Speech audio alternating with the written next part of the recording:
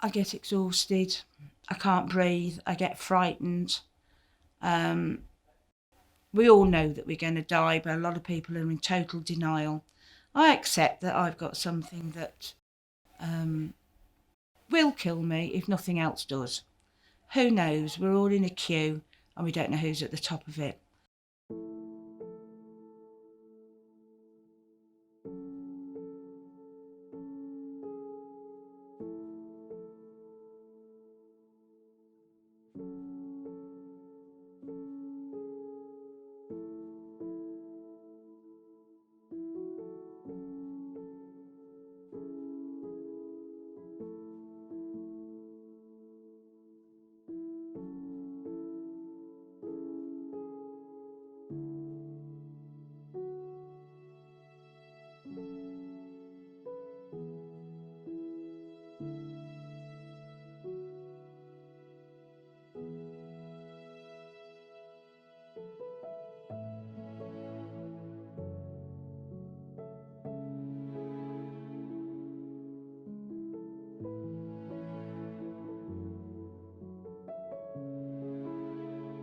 I had this x-ray and I went for the results, and I just didn't expect anything particularly serious.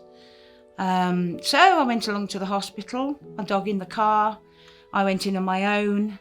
I went to see the specialist, who said I had got scarring on my lungs. It could well be pulmonary fibrosis, and if so, it was terminal, but that I would need a biopsy to be certain which kind it was. And he said that I only had 6 months to live if it was confirmed that that's it. And I was on my own. I was meant to go and drive, and I was just devastated, just absolutely out of the blue devastated. I'd had the scan and the results came back very, very quickly within 3 or 4 days. They notified me, and then I went to the Heartlands, seen a consultant, went into a room, and he explained that I've got IPF. I asked him what it meant, and he explained, and the prognosis was 18 months to 2 years. I was diagnosed in March of 2013 and was told lifespan would be 2 to 3 years, but we are now in 2019 and I'm still here and I'm fighting. I've also had a heart attack and I've also had cancer in the last 2 years, but I'm still here and I'm fighting.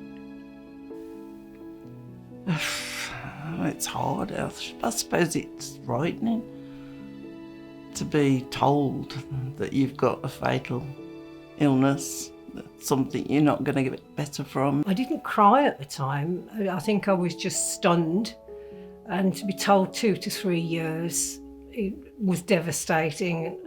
But I took the positive attitude, it's not going to get me. I could barely get off the sofa. I missed the challenge of getting up every day for a long, long time. I just was in a bad place. I'd got this terminal illness. They'd given me 6 months. I couldn't go to work. I got, where's money going to come from? I'd no idea at that time. There wasn't really any support at that time to help. And I just felt, well, my life was nearly over.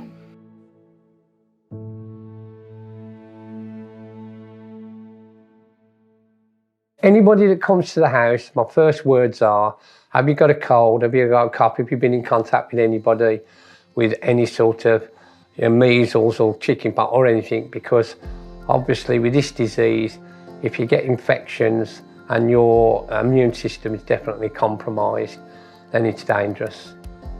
And you don't recover very quickly if you get a secondary chest infection. IPF affects my daily life because you cannot do anything spontaneously. Everything has to be planned and thought out. Have you got enough oxygen to go out? Is the weather good enough to go out, because especially the cold weather affects the way you are, the way you breathe. It's like having a permanent cold, and you never go out without tissues and scarves around your face, oxygen tanks. Have you got enough? Have you remembered to order it? Are they going to deliver it on time? I do what I want to when I want to, and if I can go out, I will. Oxygen doesn't actually help. It's a nuisance having to drag it around everywhere with me, but if it makes sense, I notice a difference if I haven't used it. So I just needed to get things in order, make sure my finances was in order, my wife's going to be looked after, and my 3 children are safe and they're told, and everything went from there.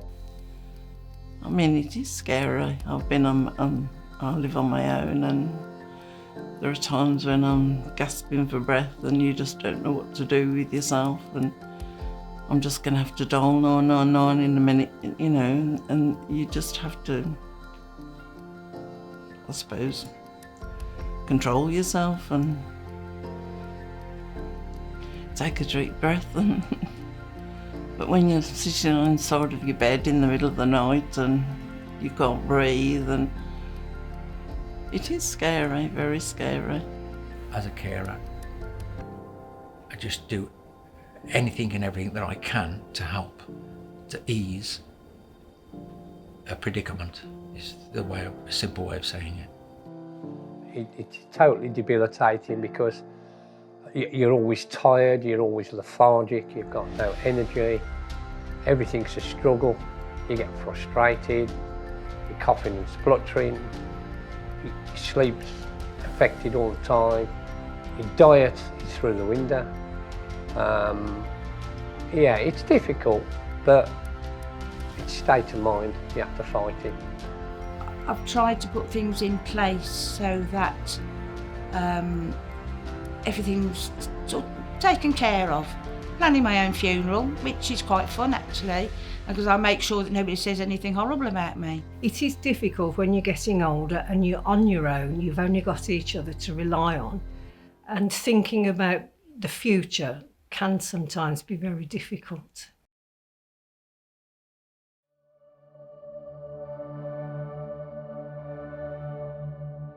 They're a family. They're a family. The downside is you lose your family. They become really good friends.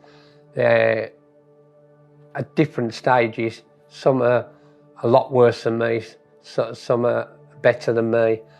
And you become a family, you become very friends, and you support each other.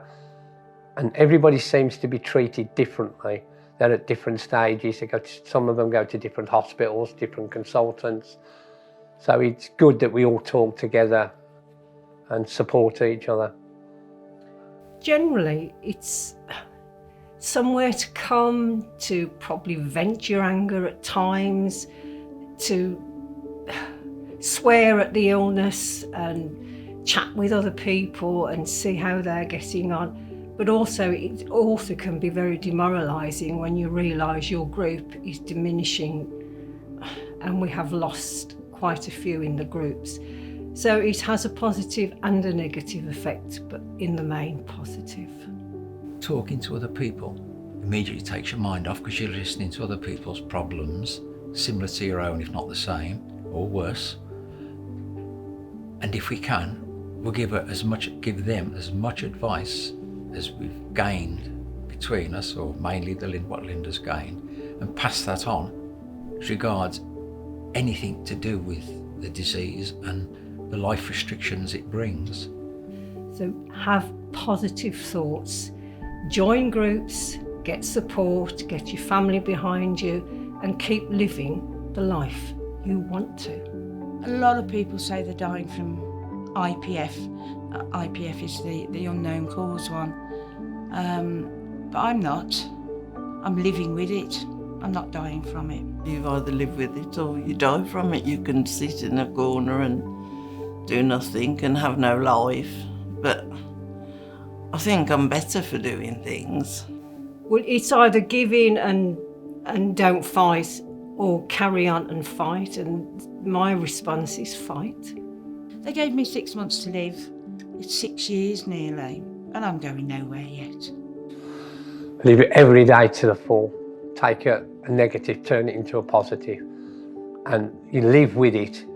You know, you're going to die of it. You live with it, and just live every day, enjoy everything you do, and make the most of things.